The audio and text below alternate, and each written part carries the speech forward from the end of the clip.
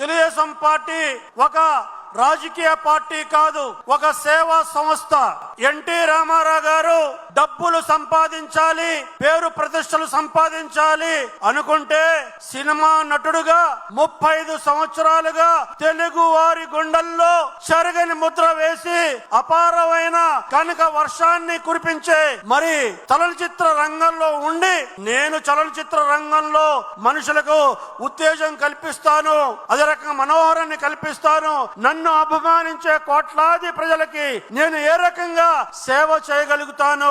నేను ఏదైనా చేస్తే ఒక ఊరికి చేయొచ్చు, ఒక కార్యక్రమానికి చేయొచ్చు, కొన్ని కుటుంబాలకు చేయొచ్చు, కానీ రాష్ట్ర వ్యాప్తంగా ఉన్న నా అభిమానులకి, తెలుగు జాతికి నా రుణం తీర్చుకోవాలంటే నేనేం చేయాలో అని ఆలోచించి తెలుగుదేశం పార్టీ పెట్టి రాజకీయంగా ప్రజాధనాన్ని ప్రజల సంక్షేమం కోసం వెచ్చించాలి, వారి పేదరికాన్ని దూరం చేయాలి, రాజకీయం చైతన్యం తీసుకురావాలని ఆనాడు 1982లో అన్నా నందమూరి తారక రామారావు గారు ఒక సాహసోపేతమైన నిర్ణయం తీసుకోవటం ఒక సాధారణ విషయం కాదు.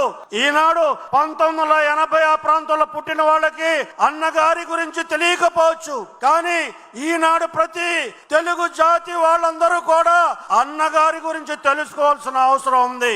ఎవరైనా వెంకటేశ్వర స్వామి దర్శనం కోసం తిరుపతి వెళ్తే నందమూరి తారక రామారావు గారిని కూడా మరి కలుసుకోవటానికి మద్రాసు వెళ్లేవారు. అటువంటి అభిమానం రాముడుగా, కృష్ణుడుగా, వెంకటేశ్వర స్వామిగా అనేక మరి పురాణ పాత్రలు పోషించడమే కాకుండా సాంఘిక చిత్ర రంగంలో కూడా ఎవరు కూడా సాటి రాని నటనలో జీవించిన వ్యక్తి, ఆ రకంగా స్థిరంగా తెలుగు వారి గుండెల్లో నిలబడిన వ్యక్తి. పార్టీ పెడితే తప్పనిసరిగా చలనచిత్ర రంగంలో ఏ రకంగా అయితే మంచిని ప్రబోధించారో, దుష్ట శిక్షణ చేశారో, శిష్ట శిక్షణ చేశారో, శిక్ష రక్షణ చేశారు, అదే రకంగా రాజకీయ పార్టీలో కూడా ఉంటుందని నమ్మారు. చూసారు కదండి. మరి ఈ వీడియో కనుక మీకు నచ్చినట్లయితే ఒక లైక్ కొట్టేసి మీ అభిప్రాయాన్ని కూడా కామెంట్ బాక్స్ లో తెలియజేస్తూ ఇలాంటి ఇంట్రెస్టింగ్ అప్డేట్స్ కోసం మా ఛానల్ ని సబ్స్క్రైబ్ చేసుకోండి.